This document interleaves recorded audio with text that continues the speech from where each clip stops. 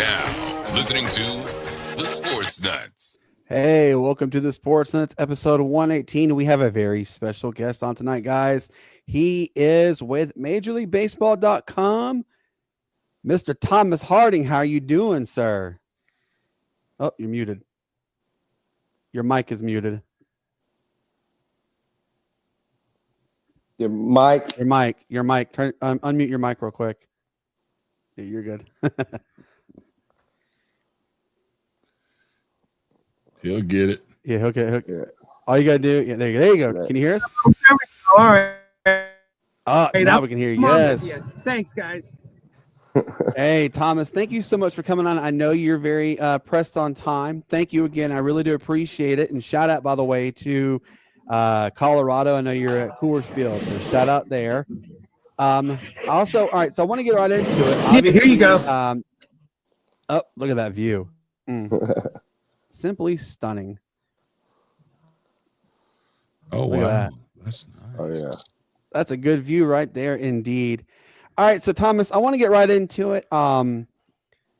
He's lagging just a little bit there. Can you hear us, Thomas?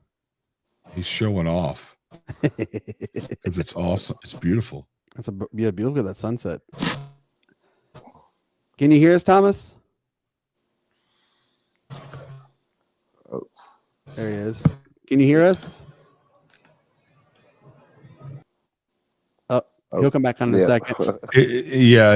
I'm telling you, man. It's he's out in at Coors Field, so he is in Colorado. The only bad thing about going to a game, you got so many people trying to use that, take Wi-Fi. pictures and everything else. Yeah, that wasn't my excuse on Friday, but man, I was having some problems too. It's just like anything else in life, computers crash. That's how it is. Yep. All right, he's back on. Let's get him up here. Maybe hold on. There he goes. All right, Thomas, can you hear us? Yeah, I can hear you. I'm back on the show. All right. All right, very good. All right, so I know you're pressed on time. Let's get you going here. Now we know that Vegas broke ground officially to start building the new athletics stadium. Now, do you know if they're going to keep the athletics name, or are they going to do something like consider maybe even renaming the franchise?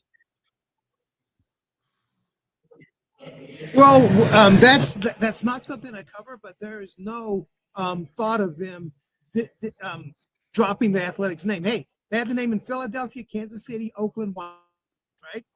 Mm-hmm. Yeah, absolutely. All right, Shane, go ahead. You had a question real quick. Go ahead. Yeah. Well, today is July 1st, Bobby Bonilla Day. We're going into the All-Star break. The trade deadline is at the end of the month. What kind of teams do you think that maybe possibly making some moves here, or any big surprises that we might see coming? Well, I like to wait till I get a little bit closer to that deadline. Obviously, the team I cover is the Rockies, and they're having one of the worst starts ever. So they have a number of different people to trade.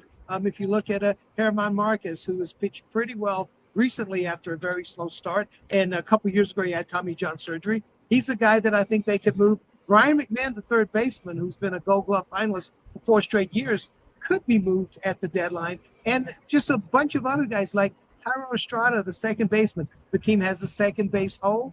Maybe they call the Rockies for that. If I'm the Rockies, I want everybody basically. I think I'm feeling the pitcher. Everybody's in the window, so to speak. We joke about fire sales. Obviously the White Sox, they've been mentioned. The Rays have been mentioned as a possible chance to relocate. Maybe even both to be relocated. Which one do you think has the best chance to be relocated? Could it be Chicago, or could it even be Tampa Bay? Well, I've been on this beat since 2000, and exactly one team has moved. That is the Montreal Expos. So I'll believe it when I see it. When another team moves. Here's the issue: is that there aren't a whole lot of markets out there that really are suitable for Major League Baseball. In a lot of cases, you are moving to a smaller market. I mean, even if you look at the Oakland Athletics, they're moving from the from a large market, which is San Francisco, Oakland. Now, Oakland isn't large, but it is a large market to a smaller market in Las Vegas. So that I don't know. I just don't see it happening a lot. I mean, there were a lot stronger things about the Washington Nationals, or should I say the Montreal Expos moving to Washington. And don't forget, there were a lot of things involved in that, including you had a government in Canada. And so you're dealing with two different kind of systems really for running things. So if a team moves, I think Montreal would be a candidate. But frankly, since I'm covering the Rockies and we're covering one of the worst seasons ever, that is a long way from my radar. Okay, so really, but I just don't see teams moving until it's really close. I mean, I didn't see that. I watched what was going on in Oakland, and who knows? Maybe Oakland ends up with another team. That's beyond my pay grade in Major League Baseball. Shane, go ahead. You're muted, Shane. I was going to ask you that question exactly. With the other leagues expanding the way that we have seen lately, especially, we're talking about overseas with the NFL. Do you see maybe in the next 3 to 5 years the MLB maybe adding 1 or 2 teams, say, like you mentioned, back to Oakland or Montreal? I know that could be something that could happen. You have some markets out there, Portland, Nashville, Montreal itself. You don't know. I mean, you would like as a league to kind of settle that question, but that really comes down to different teams in different markets and the ability to get a deal done politically. I mean, and frankly, from that standpoint, again, above my pay grade, I did cover the Houston Oilers moving to Tennessee. I was in Memphis at the time and was on that story the entire time. So I do have some experience with franchise shifts and also with expansions. I was in Memphis when they were going for the NFL expansion. I've seen expansion in every sport over my years, but really at this point, I don't have any direct knowledge on that. I mean, I don't know if my bio listed, but I have never owned a team and I can't afford one. So that is so far. I've repeated that several times. So far beyond my pay grade. I obviously know we're about to hop off here. Real quick, can you let everybody know what game it is you're covering tonight? I'm covering the Rockies against the Houston Astros, the first of 3 here. The Astros are in town for it, so it'll be interesting to see the Astros, who have one of or the best record in June, but they're not hitting. But they are pitching, and they do play great defense. They pitch and play defense like a World Series champion. They're not hitting like one, though. Can they get everybody back in the lineup, and can they get to the point to where their lineup is clicking? If so, they are a threat in the playoffs. Obviously, it means a lot to us that you did. Thomas, I want you to have a fantastic call tonight covering the game and have fun. Sound good? That sounds great, man. Thanks for having me. Yes, sir. Take care. Okay. Guys, that was pretty cool. I know it was really pressed on time to have him on. Obviously, you heard in the background, he obviously is live at the game. They're about to kick off literally in the next hour or so. He just actually had an interview with a top prospect that was called up for the Colorado Rockies. It was pretty cool to have him on. Thank you, Thomas, for indeed coming on. But, guys, we have an absolute amazing show lined up for you, and I can't wait to get to the rundown. But before I do, my man sitting next to me, Mr. Hank Russell. I know you just got back from the gym, man, but how are you doing, sir? I'm doing good. I'm doing a lot. I'm doing better. I'm blessed and highly favored, so to speak. Oh, and by the way, I wished I was older when he was in Memphis because I don't recognize the name at all. So he's only let's see, he's 47 years old, so he's not much older than us. Yeah. So he was he was probably in his early 20s at the time then. So yeah, that makes sense. Great dude, though. I'm really high. Him and I talk a lot. I'm really happy that he agreed to come on. Obviously, albeit it was a short period of time, but it was nice to have somebody of his caliber come and join us. Shane, my man sitting below me. How are you doing, sir? Man, doing good. Just sitting back and relaxing. Like you said, storm's coming through, so just sitting back with the door open, waiting on them to come through. Maybe put me to sleep a little bit later on tonight. Yes, for those who don't know, there has been a deluge, a monsoon, if you want to call it, here in the upstate and part of western North Carolina. Yeah, and I think also in Matt's area too. But man, we literally had buckets of rainfall here in easily South Carolina, and the sky was green. It was really eerie. My man sitting catty corner. Look at Mr. Matt Thomas with his official boom mic and background. Matt, how are you doing? Hey, what's up, guys, man? Can you guys hear me? Yeah, we can hear you. No, you sound great. Perfect. Yeah, man. Excuse the backdrop, man. I'm working on this little back thing, man. I'm trying to get like Hank over here, man. I'm trying to get like Hank. So I'm just working on it right now, man. But until next time we pop up, I should be looking a little bit better in the background. Until then, man, you can look at my pretty face all day. Well, I'm only a phone call away. We can make you look beautiful, Pick up the phone. Just trying to be like you, Hank. No, I'm with you, man. Hey, I'm telling you, I'm about to add some action figures and stuff like that behind me eventually. But cool. Wait, what kind of action figures is the next question? So I don't know. I'm thinking Mario Brothers, maybe. I don't know. Just something pleasant. Like, I think it's a little cliched. I can't do, or not cliche, but I can't. It's a little expensive to do sports figures behind me because sports figure action figures are so expensive nowadays. How about this? They are. Go Power Rangers. I could do that. Do like the Megazord or something. Tyrannosaurus. Okay, did you guys see the video with the guy making fun of the lady?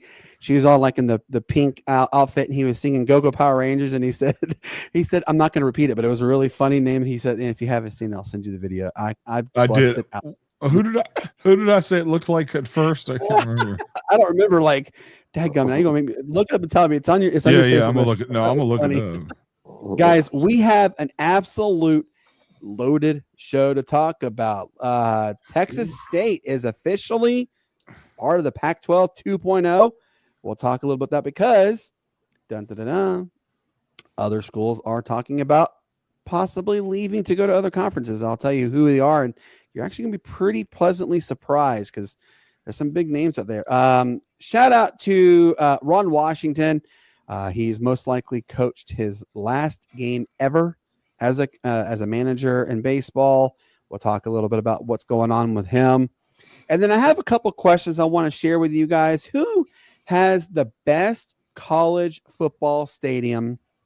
Like, I mean, I'm talking like you go to places and you know right away that is God's country kind of thing. I want to hear about that one. And then the next one is obviously we know weather affects a lot of sporting events. Obviously, we saw a recent, and if you guys did not see this, and I use this term a lot, monsoon in Atlanta, it absolutely poured. Matt knows this very well because he lives in Atlanta. And just for an example, guys, at the airport area, about last week, they had like almost 6.5 inches of rainfall in like a 7-hour period. It was absolutely insane. We'll talk about and obviously the Braves couldn't recover from it. They ended up losing 13-0. It was an absolute mollywhopping, as Matt would say. But my question is, should pro teams start to account for weather conditions affecting outcomes? We'll talk a little bit about that. And then I want to hear from everybody. I mean, this is not just the four of us, but from everybody. Who has the biggest rivalry in the following sports? That's college football, college basketball, NBA, NFL, and NHL. I want to hear you guys' thoughts. And who does it better in nighttime sports? I'm talking, is it college football, basketball, NFL, any sport? You tell me. I want to hear. Look, someone said the Go Power Rangers one. Oh, by the way, that Power Ranger to me looked like that woman. She looked like Bret Hart. Oh, okay, that's right. And then, guys, I want to hear from everybody. What is your favorite July 4th memory growing up? I have a lot. Shane has a lot. Matt, Hank, I want to hear everybody, and everybody who's watching, I want to hear it as well from you. Matt is going to break down the fantasy football with the Sportz Nutz. He's going to let us know when the link is up and running and the cost, that kind of stuff. Shane and I are going to quickly break down episode 2, which is tomorrow, of the training days with the Sportz Nutz. Matt will be joining us. Can't wait for that one. And then quickly, episode reminders. There will be no episode this Friday, the July 4th, obviously. It's July 4th. And then tomorrow we will have episode 2 of Training Days with the Sportz Nutz. And then Tuesday, July 8th, we have Marcus McCollum of the WNBA. Some big news actually just broke in the WNBA. We officially know 3 more teams will be joining, and we're going to talk about that one. And then Wednesday, July 9th is episode 3 of Training Days with the Sportz Nutz. And then Friday, July 11th, a really good friend of mine, Ku'ule Agbenyani of the Hawaii Sports Radio Network, she is going to join the show, and we have a lot to talk with her about. The University of Hawaii. Obviously today, the Nike uniforms officially were announced. They haven't shown them yet, but I know for a fact they're pretty hot looking. All right, so I want to get right into it. Texas State, guys, they've officially accepted the invitation to join the Pac-12 2.0, which gives the Pac-12 officially 8 members. They are officially classified as an FBS conference. For those who don't know, you have to have 8 to be classified as an FBS conference. We've mentioned this before, but conference realignment obviously is not done. Now, the one conference that is mentioned so much is the MAC, Mountain West, and Conference USA, but it's not what you think. Mountain West Conference, obviously, they're growing continuously. But MAC schools, one MAC school just joined, Northern Illinois, but there's the other schools are being mentioned. Toledo's being mentioned, is going back to the Mountain West, and Western Michigan is being mentioned to go to the Mountain West. But I'm going to start with Shane on this one. What school or schools do you think could take the next leap in the world of conference realignment? Well, I think conference realignment as a whole is going to get real crazy, in my opinion. We've covered it before with this NCAA ruling that we had come down, where now the college football playoff is not an NCAA sanctioned event. So we're going to see umpteen millions of dollars poured into it, and it's going to get kicked straight back into these bigger schools and to the players and such forth. But I see there's going to be a lot of schools changing guard.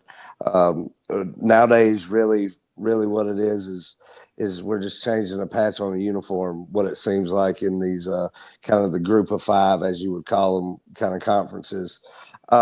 I do think that, we are going to see at an eventual point a true Power 4 and a group of 4, with 4 conferences being mega conferences with 16 plus the 20 schools in them for these smaller guys. I think that's the only way that they're going to be able to stay, in the game per se, with recruiting and the NIL and the way it all shakes out. You've got to have that number of schools, the guaranteed TV rights. And, I think you've set out a great plan before, Brandon, and I believe Matt's mentioned it as well. The way that they distribute the money throughout in these mega conferences is going to keep them in the game instead of, getting them, further behind these bigger schools, say the SEC and the Big Ten. You're right. And, money talks. We all know money absolutely talks. For those who also don't know, there is an actual petition that is out there for Louisiana Tech. People don't want La Tech to leave Conference USA and go to the Sun Belt. I don't like that. I think they had an opportunity. What do you think, Hank? Do you think any other I guess you call them the mid majors because they're not really big schools, but do you think any mid majors could actually team up with for instance, let's just for bleeps and giggles say your school Memphis goes over to the SEC or the ACC? Do you think it could happen? No, not at this point.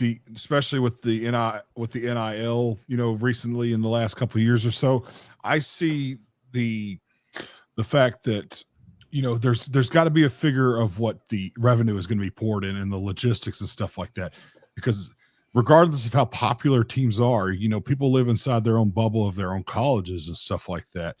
But you can't have a biased opinion about yourself unless the logistics and the budget is there right now. And since this whole NIL situation has been, going on for a short amount of time, and I could say in 10 years from now that will still be a short amount of time, in my personal opinion. So until they figure out like what is consistently going to be logistically logical, then I don't think that too many schools that are, not as prominent as the schools that are already like, established are going to benefit from this. I could see what you're saying on that one, Matt. This. There has been a lot of transition. Obviously, we know the most notable one that people, if you don't know, you've been living on a rock, is Sacramento State. We know it's literally going to happen. It's either going to be the Pac-12 2.0. It could be the Big 12. It could be the Mountain West Conference. I mean, there's even been talks of the Conference USA. What do you think? Do you think we're now, obviously there's like 368 schools possible out there, but football is only like 142. Still like on Sunday to say 142, but could we see a small school finally get that chance to make that jump? I wouldn't be surprised if we did see that, man. I mean, right now the two schools that come to mind for me are Ohio and Boise State. Those two teams, I think Ohio finished 11-3 last year, and I know Boise State, they got a lot of returning starters. They could just plug and play their running back. After what Genty did, that online deserves steak and potato dinner every night. But Ohio State. I mean, not Ohio State, but Ohio and Boise State. If anyone of those teams in those conferences were to go join another power conference, I think it would be one of those two. And finally, Boise State ups and join a powerhouse. But besides them, I don't really see anybody else really that can move the needle like that. Shane, Hank, they pretty much hit the nail on the head, man, as far as how the money's operating, how these schools are. But if I had to take a guess at two schools, those would be it. And it's funny, someone made a comment on Twitter, formerly known as Twitter but now X. They said that does this make the Pac-12 relevant? No. If you look at it, it's literally half of the Mountain West Conference and part of D2 that is merged into the Pac-12 2.0. They're classified officially as a group of 5. They're not part of the power conferences anymore. And look, our friend Seth just said North Dakota State to D1. So it's funny you say that, Seth. The Mountain West Conference has had regular communications with North Dakota State and South Dakota State, both Montana and Montana State, about joining. There is likings around the Mountain West Conference that one of those 4, if not all 4, will join the Mountain West within the next 5 years, just simply because the amount of money that is going to be out there. And again, Shane alluded to it, Hank alluded to it, Matt's alluded to it. The biggest thing that talks for everything is who can give me the most money. And for all we know, just to say for bleeps and giggles, North Dakota State goes to like the Big 12. Could you imagine the level of success they could sustain? They've already shown they can hang with big boys. For those who don't remember, last year they played Colorado and they only lost by 3 points, and it was literally at the final 1 yard line. That's how close they came to upsetting a Big 12 team, which, by the way, also had the Heisman Trophy winner. So, it's possible. It's plausible. I think it'll happen. What I think is going to be the driving point for everything will be who can get the most out of like the networks. I know that the deal between the Pac-12 and CBS just was inked out, and it's a pretty significant deal for that conference because they didn't really have a lot of money coming in because of the former commissioner. They didn't really know what they were doing, and they kind of cost them. That was what cost them the breakup in the first place. So we'll see what happens. But yeah, the school that really is mentioned a lot to join the Mountain West is Toledo. They were this close this year actually to signing as a football only member, and then they started having discussions. What if we became a full-time member? So there's still that possibility. Western Michigan has had conversations with both Mountain West and also the AAC, and has also had a conversation with the ACC. So we will see what happens on that one. But I want to transition to the next story. Ron Washington, for those who don't know who he is an absolute legend in the game of baseball. He's been around for, gosh, I'm thinking like close to 4 decades kind of thing. He's been around for a very long time. He was with Atlanta Braves as the third base coach. He helped lead Atlanta to the World Series in 2021. He is a very much beloved fan favorite across the entire Major League Baseball. He led Texas to their World Series runs. They came up so short.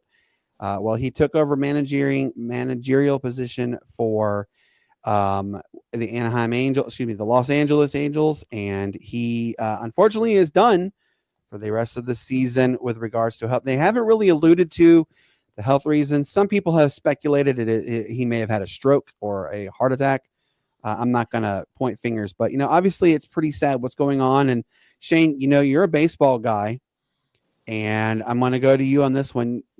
Kind of give us your fondest memories of Wash. Oh yeah, well, man, first off, prayers go out to Ron Washington and his family. Hopefully the Lord gives you the strength, not only internally but spiritually to handle this situation that you're going through. We're going to miss you on the diamond for the rest of the year. As I'm watching the Braves play the Angels right now as well. But man, I hate to see it happen like this. Man, he'll go down probably as one of the greatest mentors that the game has ever seen. Not only from how he coached and everything else like that, just the type of person he was, and I guarantee you can go through that Braves locker room, and they're going to say, "Hey, this guy taught me how to be a true pro," and that's one of the things that I believe we're going to see more and more with more players getting managerial roles. At this level, we're going to see kind of this is how the game's played, and how it's respected. So that's one thing that I'm going to miss. But he always sitting down there with those glasses on, cracking a smile as they're coming around the bag after a home run. Those are probably some of the fondest memories that I have. Yeah, there's a lot of Atlanta Brave players did chime in about Coach Washington, and they said he was one of the guys, and he always knew how to. He gave you positive, constructive criticism. He knew how to do it and speak to you on a player-to-player level. And so many people love him. He is absolutely one of the most beloved coaches. People actually had wished he had been the head coach. I mean, the manager of the Atlanta Braves over Snit. And I'm not going to say yes or no on that one. Snit's done some good things, but he's also done some bad things. Hank, do you remember any fond memories that you remember seeing Coach Washington? Only from what my father told me when I was younger. And quite frankly, I was so young that I remember the name, but not the actions until I did a little bit of research on him. So, but it's interesting that you mentioned that because, how do I say this nicely? Coaches, mentors, figures that aren't on the field don't really get the recognition that they deserve half the time.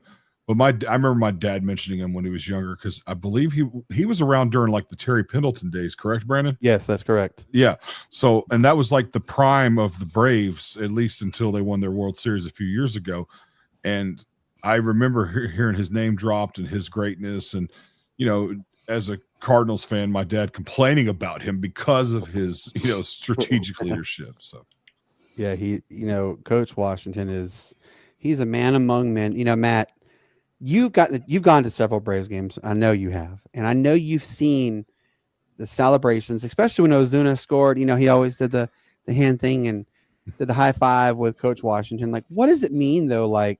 For a man of his stature to probably be done forever coaching baseball. Well, first off, man, yes, I definitely remember him for his antics in the dugout, man. Whenever somebody would score or touchdown, the dances, the high fives, just very charismatic guy, man. So yeah, it means a lot. It means, for a team to lose him, it means a lot, especially to that locker room, man, or dugout, whatever you want to call it. to the team in general, man. Like I said, a very charismatic guy, very funny guy, down to earth guy. Whenever a team loses somebody like that from the locker room, man, it's a major blow. Yeah, it really is. And I want to mention right here, Seth has actually asked a good question. Is anybody else upset that College Football 26 isn't a PC game and just console? Needs to widen their audience, in his opinion. Matt, I ask you this because you're a big gamer. You know I have 4 girls, so I don't get the opportunity to yet. But let me ask you this, Matt. Do you agree with what Seth just said? Well, absolutely. But right now, while they're transitioning to, a lot of games are transitioning to PC, the money right now is in console. For right now, at this particular moment, PlayStation, Xbox, the money is in console. They can release a PS6 this year, a PS7 next year, and a PS8 the year following, and they all would go crazy. They all would sell out. People would go crazy in the stores for them every year. So while they're continuing to get money for that, then they're going to continue to put out the product. So that's what they're going to do. Now with PC, you will get a lot of people who play like role-playing games. Well, I was about to say, has RPG games lost their luster? Not really, man. You still got those old diehard like World of Warcraft people and things like that. I'm one of them, by the way. But I'm one of them, by the way. Yeah. Hey, I'm a Diablo guy. I like to play those Diablo games. Yeah, you got those. They call them MMOs now. Massively multiplayer online games. But you also have PC sports games now. Don't get me wrong. Now Madden, 2K. You have games on PC that are doing very well. Sports games that are doing very well on PC as well. So and excuse me for looking up and down, guys. I got a different setup in this. I gotta look at the. Dude, I'm with you. I understand. But, let me guess. You got 1 or 2 lights on you. I got 2. Yeah, same here. I understand. It's like, it's kind of half the reason why I kind of do this a lot. I'm like, okay, it's a little. But they gotta look at the web. But anyway, I digress. Back to the topic at hand. Yeah, man. PC, give us some more years, man, and the sports and PC will definitely catch up because PC is growing, especially with this newer generation of kids coming up now. With all their stuff on PC and things like that, man. Roblox and all that good stuff. Like I said, don't get me started on that. Yeah, that's in about 10 years, I'm pretty sure PC would have caught up to the console, and the console probably would be obsolete. The next 20 years, I think PlayStation will be the one that will rule the roost. I think Xbox is no. I'm not gonna say that. Xbox is because they haven't given anything like Xbox is more PlayStation's really coming out with more. Yeah, well, Xbox is more family oriented, easy to use. The interface for Xbox is very, very, very, very easy. Xbox is like an iPhone, man. It's like an iPhone. It's just easy to use. It's easy to use. I mean, it's family friendly, it's kid friendly, user friendly. While PlayStation it's like the whole. As you mentioned, the PC gaming, as far as sports goes, iRacing, it's become a huge deal. And that's one of the biggest PC sports gaming I know people that actually build PCs just for this kind of deal. And so, there is a market out there. It's just, how well the PC can put the product out there. I need to say one thing though. Did you ever iRacing? Go ahead. What's iRacing? Is that like you really racing eyes? Like no. I was looking at that too. I'm sorry. I didn't mean to cut you off. I didn't mean to cut you off. I'm just really know the answer. No. It's a true racing simulator. Like they actually take lasers, like 2,000 lasers, go out and laser the track and get all the bumps and stuff like that. And it's a true simulator. Okay. Okay. I'll just say this: I didn't give a crap until Matt asked what it was, but real quick though, think about it this way though: have you ever seen the movie Dumb Money? I have not. Anyway, if you see the movie Dumb Money, then you'll understand that during the pandemic, everybody thought everything was going to go digital and PC, but then all of a sudden, disc and consoles made this triumphant return. So I have a strange feeling that will be a lot longer than you think it is. 20 years sounds more like it than it does 10 years, in my opinion. This one's for you. Maximum Football has already done it for PC, so I think it's feasible for EA. What do you think, Matt? EA is making all their money releasing that BS Man game every year. So Wait, well, did you see what they're doing too? They're releasing a college baseball, a college football, a college softball. I mean, they're releasing everything now just to get their foot back. And remember, back in the day, they did have a college basketball game. Remember? See, back in the day, though, you could read them. The main reason that those games were successful because you could export your draft class to the pro game. Yep. Back then. Now, when they stopped doing that, that's when those games took lost, a nosedive. Lost its luster. So, real quick. yeah. So not to mention that the product of college basketball is up until like late 2000s was definitely a better product on the court than it was anything else. So it had its clout behind it. So yeah, you're right. And I mean, do I think those are going to be successful? Who knows? I mean, it's I think I had the last one for PlayStation 2, the basketball game, and I was not like blown away from it, but who knows? It's just the college football one was good. I played it a little bit, the one that just came out last year. So I mean, it has potential. Yeah, people have said that 25 definitely was more of the year of nostalgia because so many people. I mean, it had been over 10 years since we'd had the chance to enjoy something of that. So who people are saying 26 is like next level stuff. So we'll see. All right, so I got a question for everybody. Okay, and this is literally the people who are watching. All four of us here. The first person I'm gonna ask though is to go with this answer would be Hank. And then we'll go in succession, Hank, Matt, and then Shane, the way it lined up. Who has the best college football stadium? Like, I mean, I'm talking anywhere and everywhere. I've been to 6 of them personally, and I hate to admit it, but I think the Tennessee Vols probably has it. Maybe as far as physical appearance goes, I would have to give it to the Tennessee Vols. I've been to the Virginia Tech Stadium, and best atmosphere goes to them. But as far as physical stadium, I have to go with the Tennessee Vols over in Knoxville because I don't know how to explain it, man. Like it's this majestic. I've been inside Nissan Stadium, and I've been inside, Dallas Stadium. I'm drawing a blank what the stadium's called in Dallas, but AT&T Stadium, I think it is. But anyway, those are great stadiums, but Tennessee almost equal to it. So very majestic.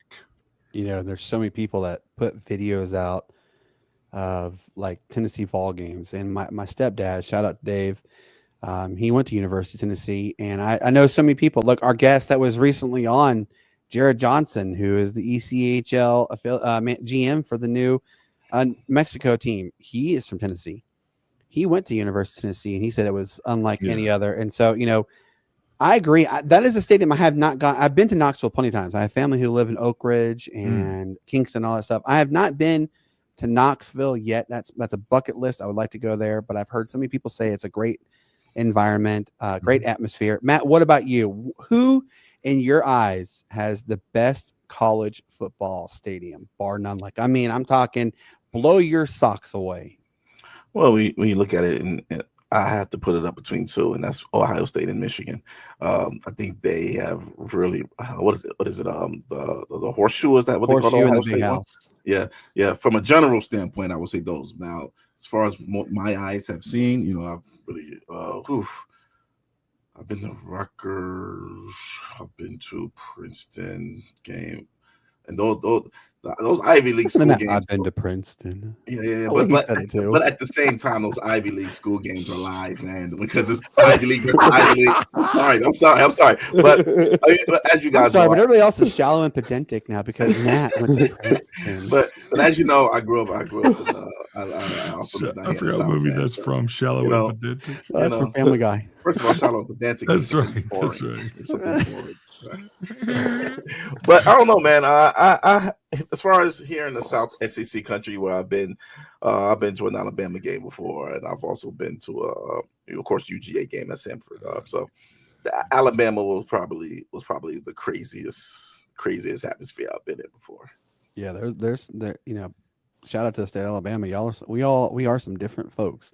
Shane, I kind of know yours, but just because your biased opinion on that, but tell everybody, who do you think has the greatest college football stadium ever? Period. Blank. Period. Like blows your socks off.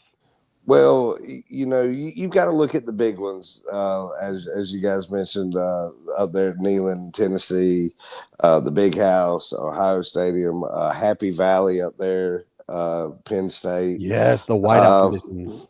Yeah, and then you also got to give credit to say Oregon out there in Autzen with their atmosphere and the way that they do their games. Smurf Turf, we mentioned them earlier, Boise State. That's that's an iconic kind of stadium. But I say, Virginia Tech on a Thursday night is an atmosphere that's unmatched in college football. Period. And especially if game day's in town, they get a little rowdy. I remember one story with Corso where lightning strikes his car because he picks against him. He says, "I don't know what a hokey is, but God's one of them." He did did he do it twice or something like that? Didn't it happen? Struck his car twice, didn't it? Well, yeah, it struck it. Yeah, one right there behind it and one right there at it on it. And he said, I don't know what a hokey is, but God's one of them." Yes, I remember that. Oh, so familiar. Lee Corso. By the way, folks who don't know, Lee Corso's last ever game that he's going to be a part of, like with ESPN, is actually the first game this year. So shout out to Lee Corso on that one. But Shane, you hit the nail on the head. Like there are so many iconic. Matt, you've been to Boise before, haven't you? Yes, I have, man. I've been over there before, man. Seen the whole bluegrass and everything, man. Crazy atmosphere, man. Game was insane. I forgot who they were playing against, but it didn't matter because they had mollywopped them. It was like 60-something to 12. Yeah, it was that's pretty common. It was, but it was live. It was live up there, man. Heck of a drive. What was going on that weekend? I flew over there. A young special lady that I was seeing at the time. He was courting somebody at the time. I was courting her. She was already courted. She happened to live over there, man. So we took a flight to visit her family. Yeah, she must have been a 10, dude. Because if it's less than an 8, I'm not flying out for no chick. Hey, man. So all right. So the best. Yeah, and Seth, it is. Boise is a very iconic. Everybody knows, and there was actually an NCAA rule that was written for a while that after Boise, no school could have a painted turf. It had to be green. No school could do it. Well, the next one that did it was Eastern Washington. They are red. It is a solid red turf. Then came I think it's like University of Little Rock or whatever. Like there's so many. Yeah, there's so many schools who there's one school in general that has a purple field. There is a D3 school that has an orange turf. So it's okay. It's okay now, but it definitely gives you a home field advantage, especially if you guys don't know this. Boise, if they're playing like a perennial game, like say they're playing against Oregon or whatever, every game that they play, it's a big one. They always have their blue on blue and their blue helmets, right? There's a reason why they do that. It's because the turf is so bright, it can kind of camouflage the player enough, and that's how they're dominant. And the reason why I asked this question of what do you think is the most, what is the most memorable, and I'll tell you mine in a minute, is ESPN put out a top, who is the top 10 best college stadium atmospheres for football, who has the best. And what is the hardest place to play at, right? Boise is number 5, actually. It's one of the hardest places to play, again, because of also elevation. And because, Boise it's pretty high up there, and if you do get altitude sickness, it is very common. It is very, very common there. Well, also, Autzen Stadium, Shane mentioned that one. That is where University of Oregon plays. It is so loud that first timers usually have to wear earmuffs because it is so deafening, and it is a constant scream, and it's a great stadium. I think it was number 3, but Shane's team is actually one of the top 10, and that is Virginia Tech Lane Stadium. Is one of the most obnoxiously loud. However, the loudest one we set off earthquakes. Yeah, I've been there. It almost did. Yeah, the loud. Now, according to ESPN, the loudest stadium, Matt already told us this one. It is the Big House. Michigan. It's the largest stadium too, by the way. It holds the most people. It is the loudest stadium according to ESPN. Yes, Texas A&M does have a really crazy atmosphere as well. So the one that I have been to, hey, good to see you here, Pensman. Thank you for coming, man. So the one that I have been to, I've been to several. I've been to a Georgia Tech game. That was actually a pretty decent game. I had a lot of fun going there. It was when I was a kid. Mom took us to see. It was a nighttime game, which is rare for Georgia Tech to have nighttime games. But it was a nighttime game. I remember it. And it was just different. Georgia fans, they know how to travel. They travel anywhere and everywhere. They're they have that obnoxious that they do after every kickoff. It's just something special. But I've been there. That was a pretty cool experience to go to that one. But let's see. I've been to University of Alabama. That was Matt, you're right. That is an experience unlike any other. Like, people in Alabama, they tear it up. Shout out to and I got a funny story to tell you guys. Half my family, it's literally the way it is 51% University of Alabama, and then 47% go for Auburn, and then the rest are South Alabama. And it's like South Alabama, Troy, that kind of stuff. They mix into the picks. It's just interesting how they do that. But people in Tuscaloosa, man, they're a breed unlike any other. But my best experience by far ever. I bring it up a lot. I went to 2007 Boise versus Hawaii WAC championship. It's the last game literally of the entire college football night, and the stadium is shaking. There's 55,000 people listed. However, it was estimated close to 65, which is a significant amount for Aloha Stadium, which, for those who don't know, Aloha Stadium has been condemned since 2021. It will be torn down at the end of August of this year. So it was definitely an iconic experience, and oh man, it was just something about the people, the fans, everything. People who are chiming in on the stream, we've seen quite a few people. Pensman mentioned I was in Michigan, in Penn State, and the Ohio State Stadium. 110,000 people at the Big House. There's a lot. Our good friend Jerry White said Texas A&M. Let's see. I'm looking at other comments.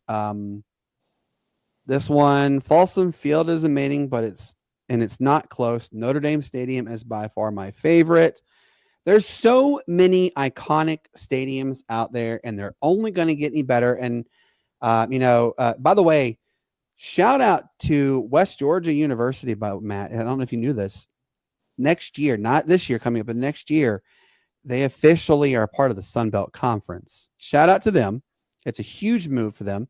And we've already had Coach Burton from Reinhardt University. He said the next 10 years, they will make that jump to the FBS as well. And so shout out to Reinhardt. And we've had a lot of people say that small stadiums are where where it can matter the most. Matt will tell you he's been to Princeton, and it was a great environment indeed. The people in the North, they do it differently than the Southerners, but I still say Alabama rules the roost on that one. All right, so let's see here. Let's go to the next one. Weather, guys, it affects everything of every game. Let's see. The rain, gosh, the rain can. I remember, and I don't know if you guys remember this too. It was a Southern Miss football game. They were playing Tulane. There was a hurricane that came in. They still played it. It was raining so hard that Southern Miss won 6-0. I remember this on ESPN. The punter punted the ball, and it went like 20 yards, and it landed in the ground, and it died. It was because the field was nothing but water. It was a big puddle of water. Weather affects everything. We saw what happened with Atlanta. We've even seen snow out conditions. I mean, we saw a couple of NFL games have been canceled because Buffalo has had way too much snow. Matt, you remember, and Shane and Hank, I know you guys remember this one. Shady McCoy playing in the snow game. The snow's like up to his knees, and somehow he still gets over 100 yards. Should sporting events, and especially venues, be able to accommodate this to help prevent the possibility of delays or cancels or whatever's for games? I mean, we saw obviously.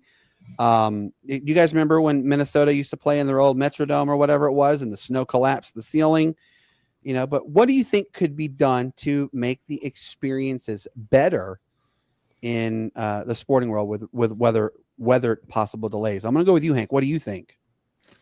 What could make it better? I do you think they could prepare better for it? I mean, they probably. I mean, I don't know. I mean, like even like an indoor sporting event, people are generally going to be not as keen to getting out of the house and stuff like that. Depending on now in football, it might be different because there's only 16 games or 17 in a professional football. It might be a different circumstance, but preparing for it better would just be simply buying a dome. Like having the city hawk up for a dome. That being said, it's had a lot of great stories behind it. The snow. I don't know if it's the snow, we're talking about the same snow, but you remember the Eagles versus the Lions? Like, that's the game we're talking about. Yeah. I mean, they had to flip the coin twice because it landed on its side during the coin toss. So, sometimes the weather makes better stories. I mean, why would you especially like with snow now, rain and lightning, different story. Yeah. I had the privilege of playing in several snow games. It's a lot of fun. It really is. What sucks is when you're playing ice games, that really hurts. Yeah. I mean, I remember the one game that we had an ice game that I played in, and I distinctly remember the first hit that I did. I had to hit the running back, and that bad boy hurt. Like, boy, did it ever hurt. Ice is not fun to play in, but snow is fun to play in. I mean, I can remember we played one game. It was by halftime. There was like almost 6 inches of snow on the ground. We were playing Milton Academy at the time for youth football, and I remember we were up, and then at the end and it was just tons of snow. It was one of my best games that I'd ever had, and I can remember, oh God, I get hit and I would slide like 5 or 6 more yards. It was fun back then. Matt, what do you think? Do you think that every sporting venue should change to accommodate for the possibility? Because weather has changed significantly since when we were kids to now. I mean, we know that, people tell you climate change is definitely taking into effect. Do you think they should do that? Baseball, we see a lot of baseball, softball. I mean, when it's 300,000 degrees outside and they're still playing, what do you think? Well, with a lot of places that value history, there's some places that we know aren't going to change. Lambeau Field's not going to change. Soldier Field's not going to change. Well, Soldier Field is actually they're putting a new one. They're putting a dome there finally? It's going to be a domed stadium for Soldier Field. Well, Lambeau Field is not changing. And same. I mean, a lot of there's still a lot of owners that just believe that the elements is part of football. A lot of them believe that, and you have your teams that thrive in it. The teams that are used to it. But I don't care what they say. Cold is cold, man. It doesn't matter where you're from. It doesn't matter how long you played in the cold. Cold is cold. Yes. And the hits are going to hurt a little bit more. Your body's going to be a little bit more stiff. And the elements will play a factor. But man, as far as preparing, I'm pretty sure we were talking about a $1 billion industry here, man. I'm pretty sure they prepare as much as they could for these particular games that are going to be affected by the elements. And they play in all these games that are affected by the elements, except for lightning. So, with that being said, I don't see it changing. I just see it continuing to progress as it normally is. But eventually, at some point, whether it's 50 years from now, 40 years from now, all teams will be in the dome. So, I can see that. I absolutely can see that. Yeah. They're building one in Nashville, if I'm not mistaken. Yeah, yep. The new Nissan. Well, the stadium will be the Titans stadium will be domed. Absolutely. All right, so Shane, I want to get to this question for you because I know what you're going to say. I know your answers. You already told me this, but I want you to tell everybody who is the biggest rivalry in the following sports. Okay, first one is college football. Second one is college basketball. Then NBA, the NFL, and NHL. Go ahead, Shane. Well, in college football, I moved down to South Carolina, and the true hate that they put on the field, no matter how bad either team is or how bad they both are or how good they are, in any sense, it's just a true definition of a rivalry game. And then going over to the college basketball side, you see UNC and Duke. You got to put them up there. It's just a great rivalry, great product that's been put on the floor for both teams in the past during it. You know, as far as the NFL goes, I like the Dallas and the Philly rivalry that they have. You know, it's true hate for either team, you know, kind of deal. And it does get physical between those two whenever they meet up. A lot of times in Philly, it's not very wise to be a Dallas fan when they're playing in Philly and be out and boisterous. That's to say the least. But in NBA, you always got to go with Boston and the Lakers. What they have put out there on the floor over the teams of championships that they both have, kind of deal. It's one of the greatest rivalries in sports in general. And then my NHL rivalry, I kind of took it back to like the late 90s, early 2000s. Kind of what got me into the sport was, man, Detroit and Colorado, their rivalry. It was fun to watch because normally you got to watch a hockey game and a boxing match at the same time. Yep. And boy, do I remember that so well. So I mean, it was great to watch, and you know, the competitiveness of all these rivalries at some point has to be there for it to be a true rivalry. You know, it can't just be lopsided and still be a rivalry. You know, one team might consider that, but the true competitiveness of all these rivalries and the product that they put out on the field whenever they play, it's something else to see. What do you think, Matt? Who do you think, Matt, has the biggest rivalry in football? Call it both football and basketball, NBA, NFL, and NHL. Well, in college football, you got to go with Ohio State, Michigan. That one's always somebody gets fired off of that one a lot, man. But you can have a perfect season and you lose to your rival, they won't fire you. Exactly. But also you got Army and Navy too, man. Army and Navy is a pretty good one as well, man. As far as the NFL goes, Packers and Bears is an old one. That one went way back, but let's be honest here, man. And I'm not doing this because I'm from this particular place, but the Falcons and Saints is probably the right now is the current most hate-filled rivalry in the NFL right now. It's actually called the Down South Dirty Rivalry. Yes, I'm trying to think what other rivalries in the league right now in the NFL. And I don't really. You got the Kansas City Chiefs and the Oakland Raiders, or the Chiefs and Bills. Chiefs and Bills is a good one too. But I will go Chiefs and Bills over the Raiders, but Falcons and Saints is the number one rivalry right now, man. I mean, it's on site. Both sides is on site. So we got that.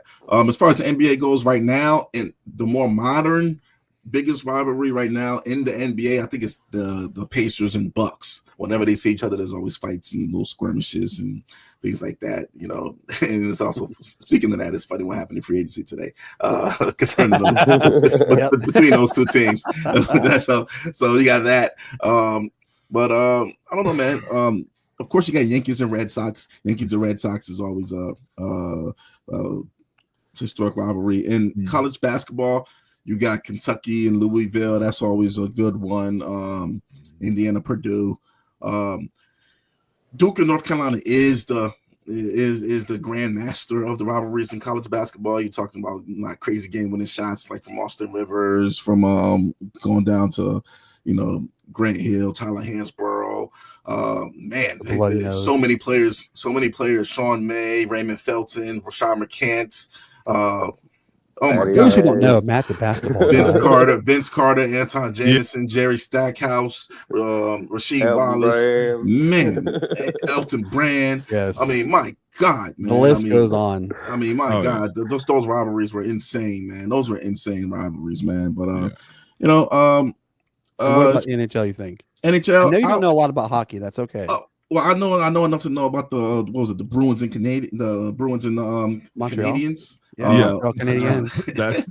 But also in hockey, I will say right now the biggest rivalry is USA versus Canada, because whenever when that game started and they both threw stuff down, and 3 seconds, like what was it? First 3 seconds, 3 fights. Yeah, that was. We actually will see Brandon. So you were going through some kind of technical issue, Brandon, but we actually talked about that. Saying in the episode when you had some kind of technical difficulties going on. But as far as that, you just put me on the bus like that. And of course, I can take it a step further. Boxing, you got Ali and Frazier, you got Pacquiao, Marquez. Yes, but we don't have time for all those. No. We can go for days. I want to hear. I want to hear those. No, it's only the ones that I mentioned. Serena versus Venus. I mean, we can go. The list can go on forever and ever. I know. We can go, man. We can go for a minute, man. But man. What do you think, Hank? Yeah. I'm definitely rivals? Well. Matt took my answer for the Montreal Canadiens versus the Boston Bruins, because the Boston Bruins are one of my 3 NHL teams, and I think that's the best rivalry in hockey of all time, in my opinion. College football, I got to give it to Auburn versus Alabama. That's kind of an easy one. The low-hanging fruit in MLB baseball is obviously the Yankees versus the Red Sox, but my opinion may be a little bit biased, but I'll go with the Cubs and the St. Louis Cardinals. That is not a bias, because I thought the exact same thing. The Cubs Cardinals, that has always been a very hated rivalry in baseball. Dude, we watch it all the time. And right now, because Skeens is doing so well, the Cardinals are. But anyway, that's a whole different topic. As far as college football, I said college football, college basketball. I'm sorry. I think college basketball. Matt gave the answer that I was going to give: the Duke versus North Carolina. There's just not much of a, for a team that's not like, that's night and day as far as blue collar versus Ivy League sort of thing. And so that's not an obvious answer, but that's the one that kind of sticks out the most. As far as pro basketball is concerned, I mean, I can't think of really like a one that's not. Come on, Matt's literally telling. They don't fight anymore. No, they don't fight anymore. I mean, as far as like an ongoing rivalry, I mean, who could be that besides the Lakers and the Celtics? I can't think of one. I mean, you have like little spurts of. How about the Knicks and Heat? That's that was a good one. Come on, that was a really good one. They had one fight in '98, man. They had one fight in '98. Jeff Van Gundy trying to pull a player out. Come on now. Oh, and let's see. And who am I missing? I said college. What about the NFL? The NFL. No, I had it off the top of my head. Oh yes, I call it the Olympic rivalry. The Steelers versus the Cowboys, because they only play each other every 4 years, but every television set is on that game every year, no matter who your team is, because that is the two most popular teams in the NFL. Not even an argument. And everybody watches that game. I watch that game. You watch the game. We all watch that game.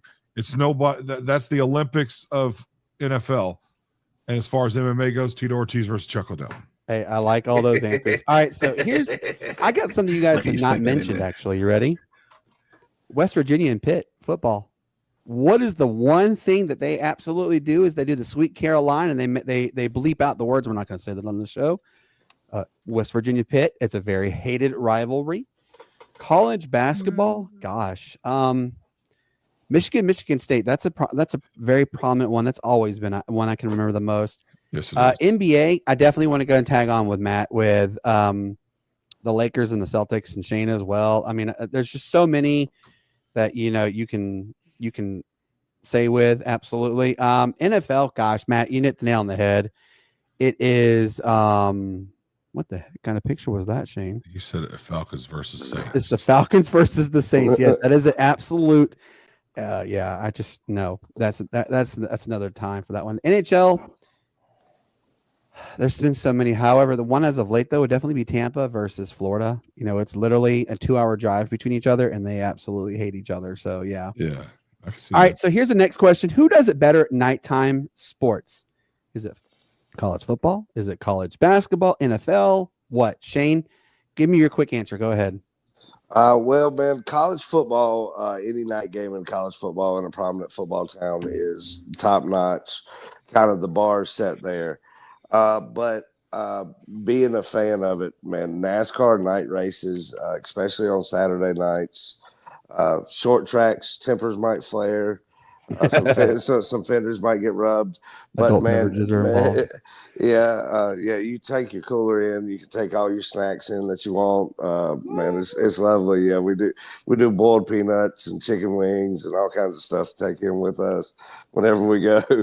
But man, it's the same atmosphere outside that you would get at a college football tailgate, and then you go get to see loud, fast cars go around and beat each other up. In the wee hours of the night. So that's I think that they do it with about maybe a quarter of the budget that college football does it, if a quarter of it.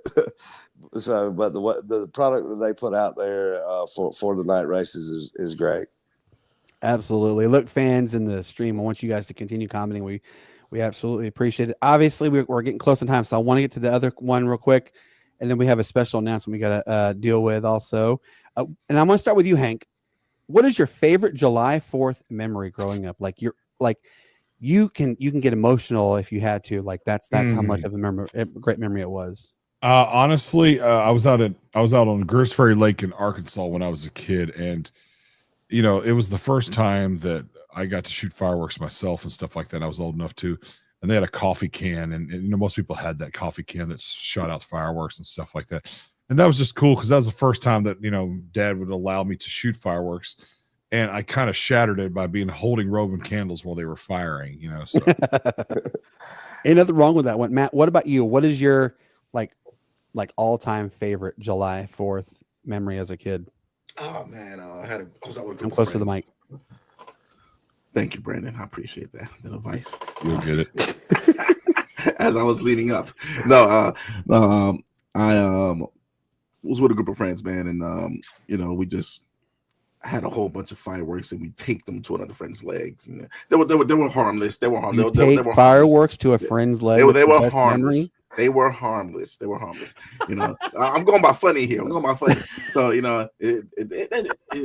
he just popped on his legs and he was just jumping around. It was just hilarious. It was just hilarious. But man, for me in 4th of July, man, you guys know me, man. I'm all about my plates. I'm all about my plates, man. I'm going around to different places. I'm getting my plates.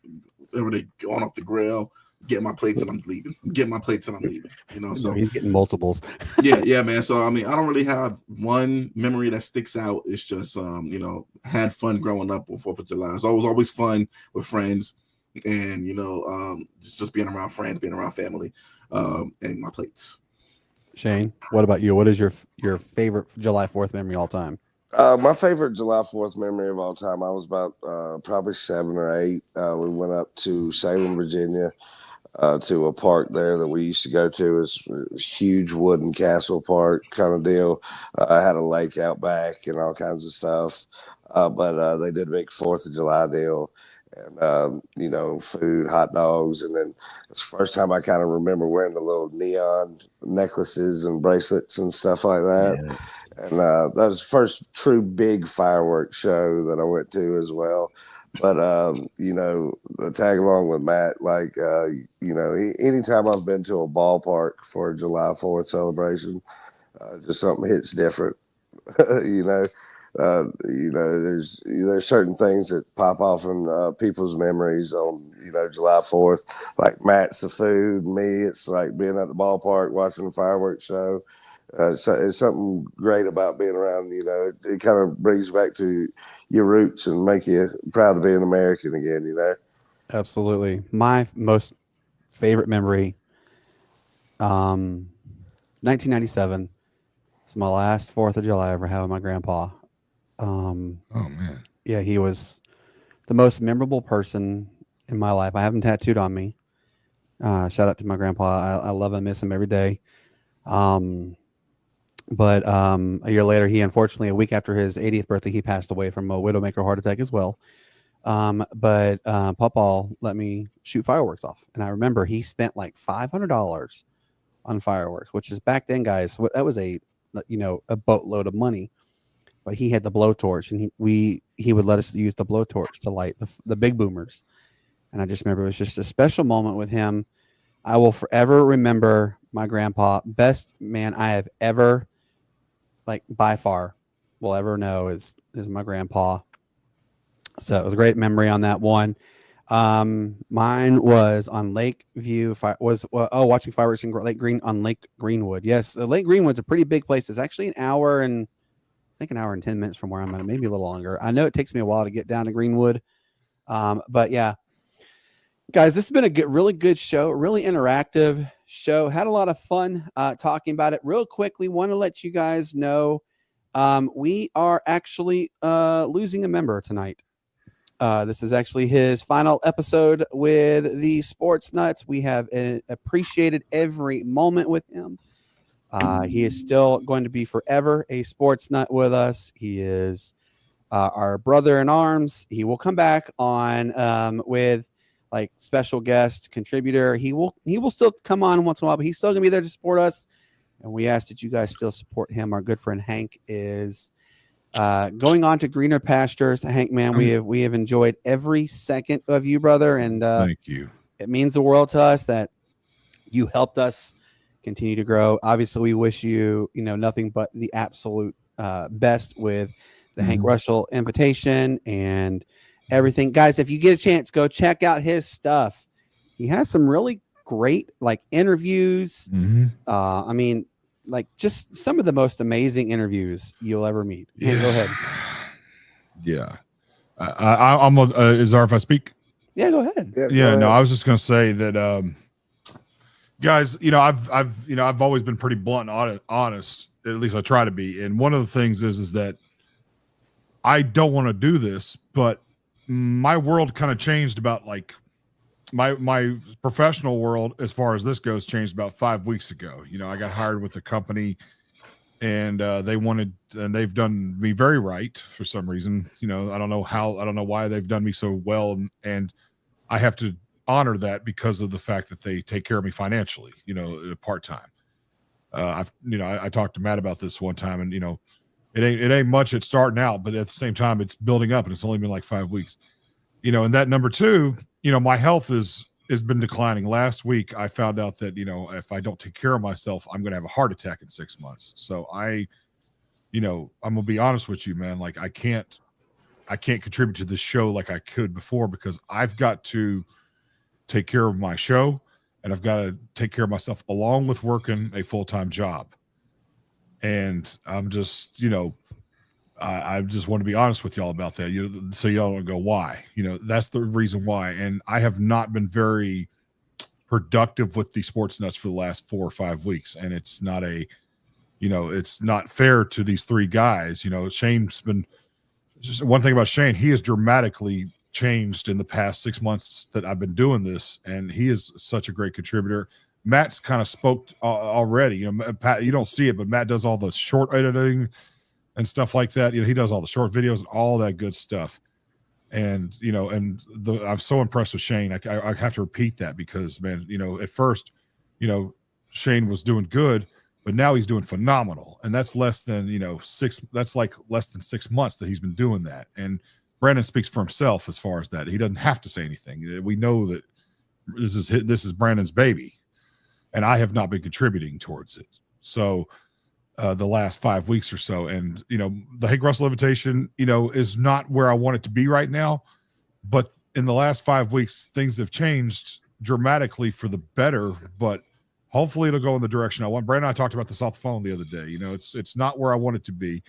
And I would love to do this, but I can't focus on it as much as I used to. So that way, and I'm getting that out so that you guys don't say, well, why? That's the reason why I can't be here and be fully committed. This is not fair to the three of those guys. Maybe one day out of luck, if something goes right, I can do this again full time. I don't know if that's going to happen or not with the Sportz Nutz, but like Brandon said, at his invitation, I will be on here as special guest. If I randomly go to a live event, I wanted to do all sports, but they're having me do combat sports, which I love. But at the same time, I wanted to be there for all sports. But what pays the bills? So absolutely. But we are blessed to have had you a part of this team. You're still part of this team. I mean, You ain't going nowhere. I mean, you're still gonna be part of our lives forever, and we appreciate everything you've done for us, man. It means a lot to us, brother. I appreciate it. I really do. You are. Hey, I told you last night, Yeah, man. bro. You're my brother. You always gonna be there, man. Always. I appreciate it. I really do, because I don't want to. Man, I don't fly. I don't fly out. I don't pay $600 for, $600+ to go see anybody, man. That's how much it cost me to do that trip. It was like $430 for the plane ticket and then the hotel room for one night. And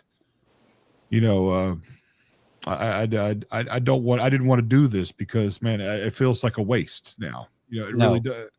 It feels not. I don't mean it as a waste of time. I mean it as in a waste. It's like when somebody passes away and somebody said that's a waste. What a waste. Then that's how I feel about it. It's like something's dying. Well, you're always welcome. We appreciate everything. I appreciate it. I really do. You've been.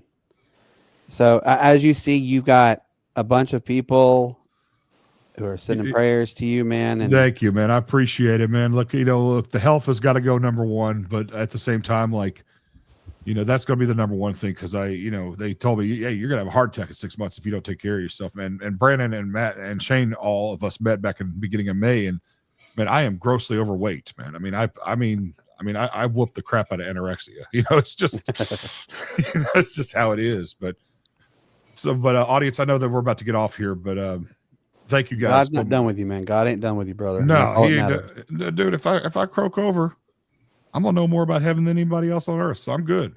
That's right. All right, guys. Real quick, Matt, let everybody know about the Sportz Nutz fantasy football, please, sir.